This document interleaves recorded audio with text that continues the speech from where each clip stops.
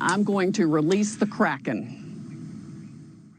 Hey friends, it's time for an update. As well, I've put together a great compilation of information and video and research that'll give us a great idea of what we're looking forward to and a time frame that we can expect things to happen in. Let's start with Sidney Powell updating us on the evidence and some information they've found. First, I really want to say this is not a partisan issue for me. All I'm on the side of is justice. I want equality and fairness. I want to see corruption go away. I want to see criminals be brought to accountability for the part that they've played in taking down our country, and I also believe it's been happening for decades, and it's about to come to an end. So everybody, I think, can find some common ground on that, and both sides are going to be shocked, both Republicans and Democrats. So it's not even about that. I just want to give information that best supports that it's about to end. So take it away, Sidney. Well, I can hardly wait to put forth all the evidence we have collected on Dominion, starting with the fact it was created to produce altered voting results in Venezuela for Hugo Chavez, then shipped internationally to manipulate votes for purchase in other countries, including this one. It was funded by money from Venezuela and Cuba. China has a role in it also. So if you want to talk about foreign election interference, we certainly have it now.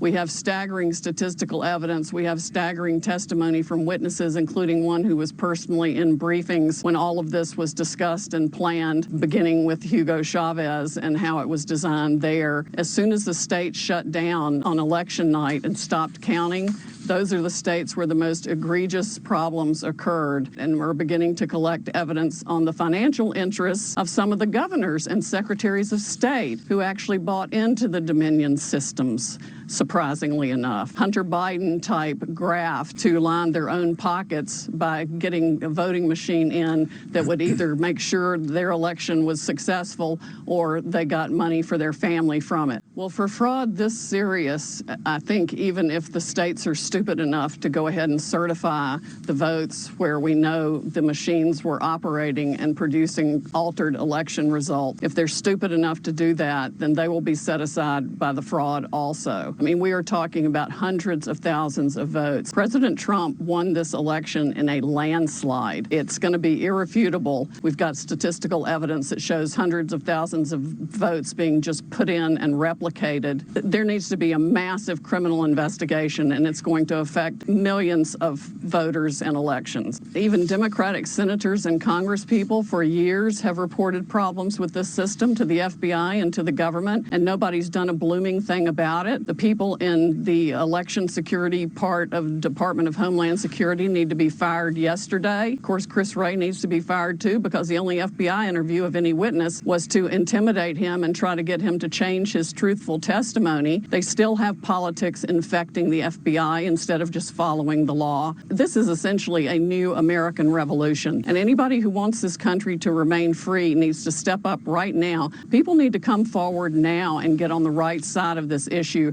and report the fraud they know existed in Dominion voting systems, because that's what it was created to do. It was its sole original purpose. It has been used all over the world to defy the will of people who wanted freedom. It's been organized and conducted with the help of Silicon Valley people, the big tech companies, the social media companies, and even the media companies. And I'm going to release the Kraken. It is a foul mess, and it is far more sinister than any of us could have imagined. You get the last word, Sidney. It is indeed a very foul mess. It is farther and wider and deeper than we ever thought, but we are going to go after it, and I am going to expose every one of them.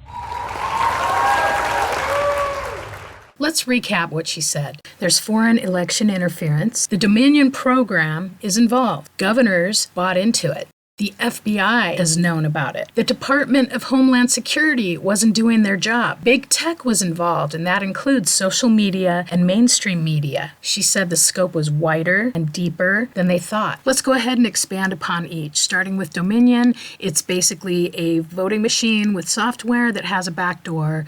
With a lot of information already on the internet, you can go ahead and research more yourself. Now let's take a look at this executive order written back in September of 2018. The president saw how the midterm elections went, and there seemed to be suspect enough that there was some interference going on, not only in the United States, but in other countries. So he wrote this up. I will let human rights attorney Leigh Dundas explain some key parts of this executive order and break it down.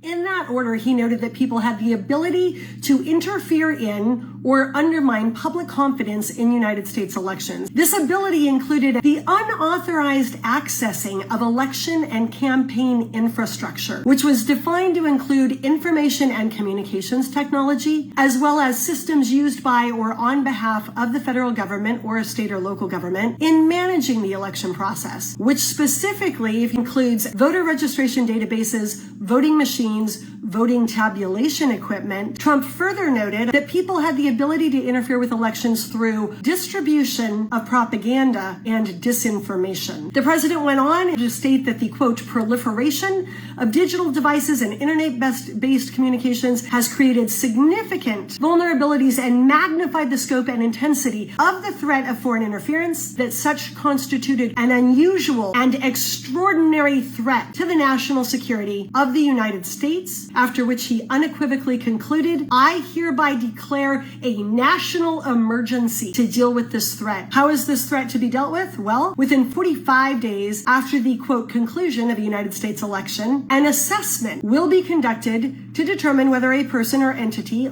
acted on behalf of a foreign government for the purpose of interfering in that election. Who runs afoul of this executive order with foreign election interference in our U.S. elections? Any person who engaged in any foreign interference in a U.S. election, or who was found to have materially assisted, sponsored, or provided financial, material, or technological support for that interference. What happens to these entities? All property that is in the United States, or later comes within the United States, or that later comes within the possession or control of any United States person, is blocked. And what that means is such property may not be transferred, paid, exported, withdrawn, or otherwise dealt in. One of the other scary paragraphs of this executive order allows the Secretary of State or the Treasury Secretary to assess, quote, whether additional sanctions against foreign persons may be appropriate, including largest business entities licensed or domiciled in a country whose government authorized, directed, sponsored, or supported election interference,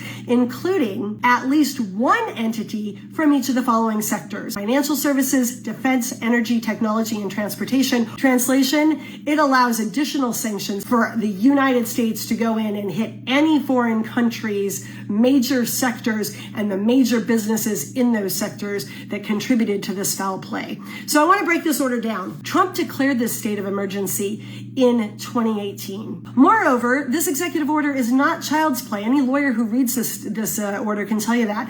It directs the Director of National Intelligence to conduct a threat assessment that gets delivered to AG Barr and to Trump and to the Secretary of State and to the Secretary of Defense, who up until last week was Esper and who was let go by Trump. The executive order allows you to impose sanctions on foreign entities who interfered. So let's deconstruct right now this little foreign piece, shall we? According to Bloomberg, Dominion Voting Systems is Canada's largest election system provider, and the company is based in Toronto, Canada. In Cytel's own press release, it notes that it continues receiving electoral and industry expert recognition from a variety of organizations, including a company known as Ovum. Ovum's research analyst is Nishant Shah, who lists an affiliation with Global Business Coalition. And guess what, folks? Global Business Coalition had as its founding supporter, you guessed it, George Soros. Cytel's research analyst Shah is also connected to the Acumen Foundation,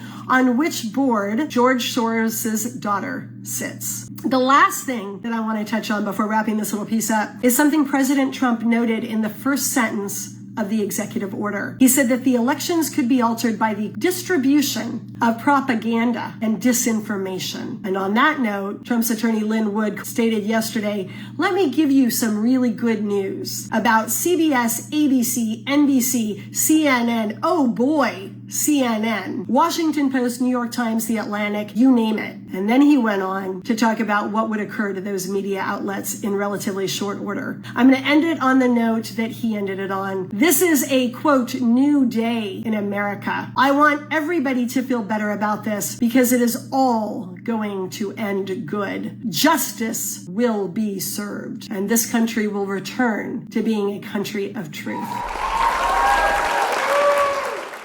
Sounds like more good news to me. Stay tuned as we find out what it means for big tech and social media. Let's follow up with that in episode 2, and have a great evening.